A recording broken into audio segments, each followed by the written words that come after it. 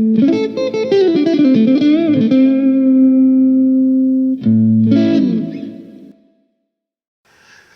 guys, I'm Ed from Guitar Space and welcome to how I learned scales and use them to solo. Now this is a supplemental video to an article that I wrote. There'll be a link for that article in the description. And basically it's in response to a question that I was asked of, how do I get the most out of my online lessons? And one of the problems with online lessons is that you have to meet the lesson where it is. Whereas when you're dealing with one-on-one lessons, the teacher will meet the student where the student is. But as a student, you need to sort of figure that out. And also to answer the question of how to learn scales and use them to solo. Because sometimes you see the teacher demonstrate the scale and it looks cool, it sounds cool, but when I play it, it doesn't sound that way. Or when I try to solo, I sound like I'm playing scales. All right? So we'll address these in two different parts. First, how to learn the scale. And the approach that I use is called connect the dots. And it's basically you take the scale. So we're going to use the A minor pentatonic, everybody's favorite box pattern, at the 5th fret. And we're going to play that scale.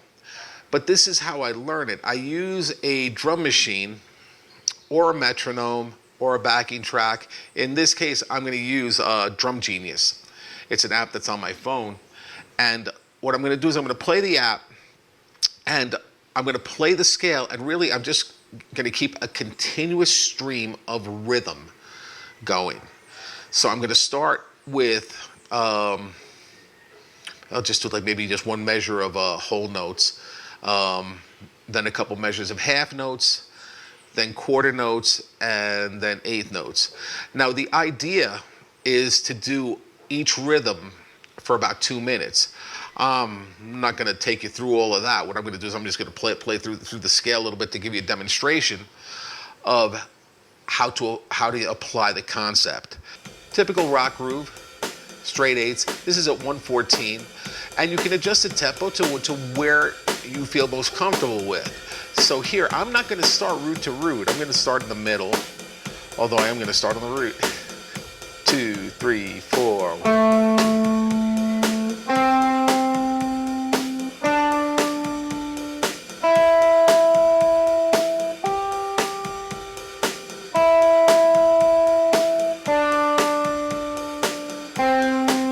Okay, that was 2 measures, but you get the idea. And the thing is that you want to get used to playing in time and getting a little bit more of a musical vibe out of the scale. So here's half notes. 1, 2, 3, 4. 1, 2.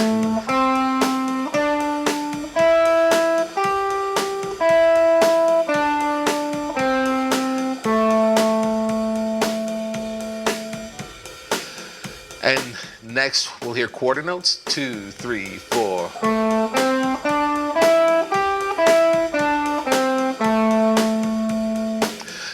And eighth notes. Sorry. 1, 2, 3, 4. Actually, you know what? I'm going to take advantage of this. Count the rhythm in. Here, I made the mistake of going back to quarter notes because I didn't do this. 1, 2, 1, 2, 3, 4. 1 and 2 and 3 and 4 and.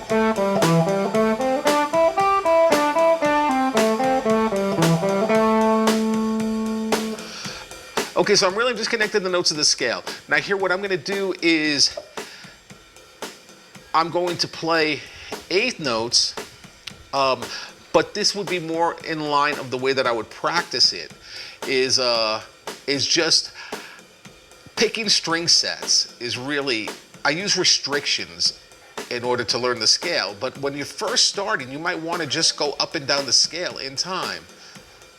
1 and 2 and 3 and 4 and.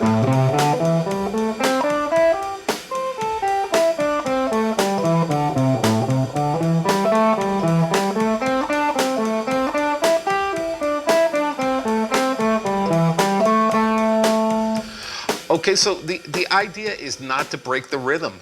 And this will work on any scale. I just chose this scale because everybody knows it. You know, that's why I call it everybody's favorite box pattern. And if you're just starting out, start out with this scale. This is a great place to start.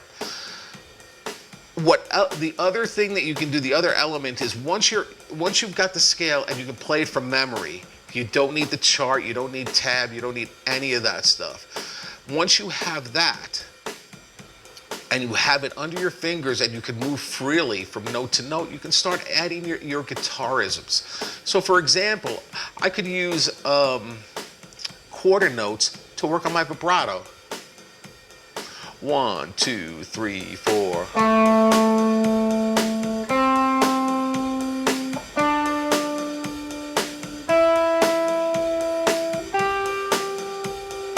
I don't know how well the audio will come through on that, but the longer rhythms, whole notes and half notes, will work well for bends, vibrato, that type of thing.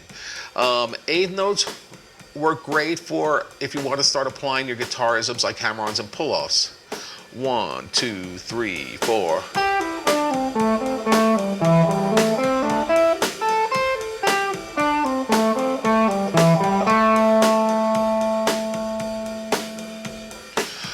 All right, so that's the idea behind the connect the dots pattern. You learn the scale. Learn the scale to be able to play it effectively. And what I mean by that is play cleanly. So you're not misfretting notes. All the notes ring out nice and clear like a bell. And you're rhythmically comfortable. You're not rushing. You're not laying back.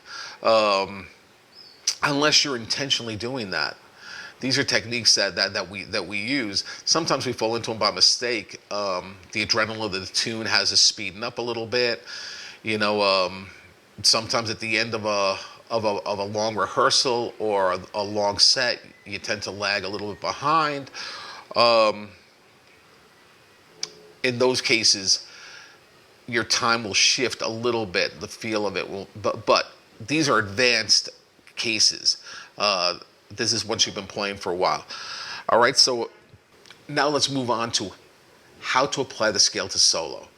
And here I use some rules. I use restrictions. I restrict myself to just a couple of notes. So I'm not going to play the entire scale. You don't want to sound like this. Here, this is a typical scenario. When guys go to solo, it's like, okay, go take your solo. 2, 3, 4.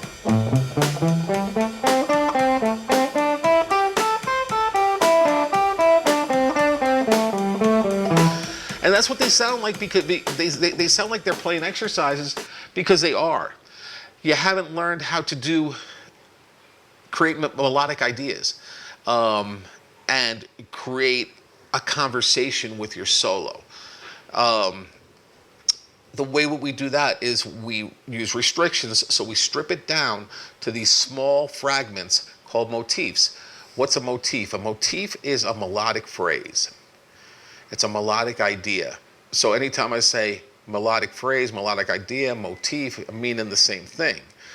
For many of you, you might call that a lick or a riff, and those apply as well. All right, so I'm going to come up with a 2-note lick, and I'm restricting myself right here. That's actually going to be it. I'm going to play A, C, A, C, and I'm going to play them as eighth notes on beats 1 and 2.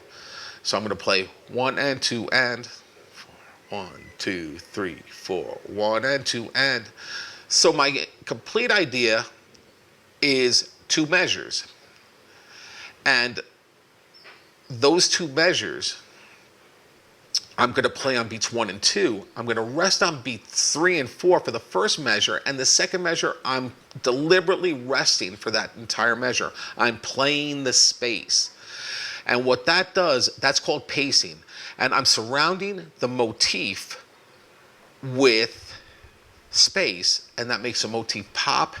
It also gives, if you're starting your solo like that, it grabs the audience's attention. It also grabs your band members' attention, and they'll play differently underneath you when they hear that. So pacing is an important concept in soloing. You want to play at a nice, relaxed pace, and you want to give the audience an opportunity to understand what you're playing, and your band members as well. All right, so here we're gonna use pacing, and it sounds like this: 1, 2, 3, 4.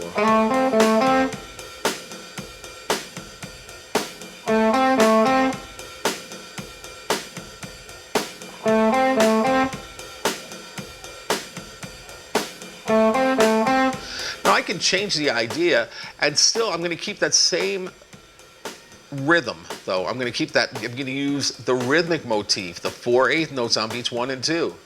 1, 2, 3, 4.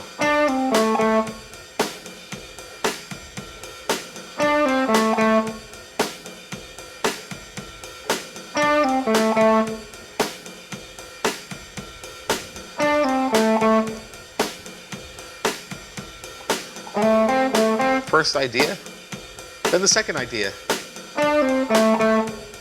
and I can create a third idea.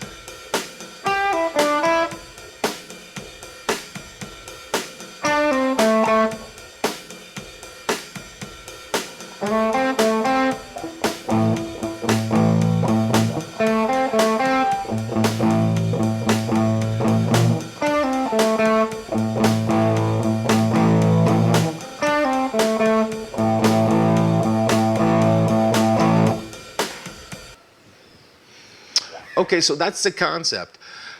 We've got the connect the dots approach that will help us learn the scales. And then we have our two concepts when we're applying the scale to soloing, using motifs and using pacing. All right, let me know how that works for you. Leave me a comment below. Please be nice with the comments. You know, we all want to get better, and negativity just doesn't help. All right. If you like this lesson, hit the thumbs up. Please subscribe, and thanks for watching. I'll see you next time.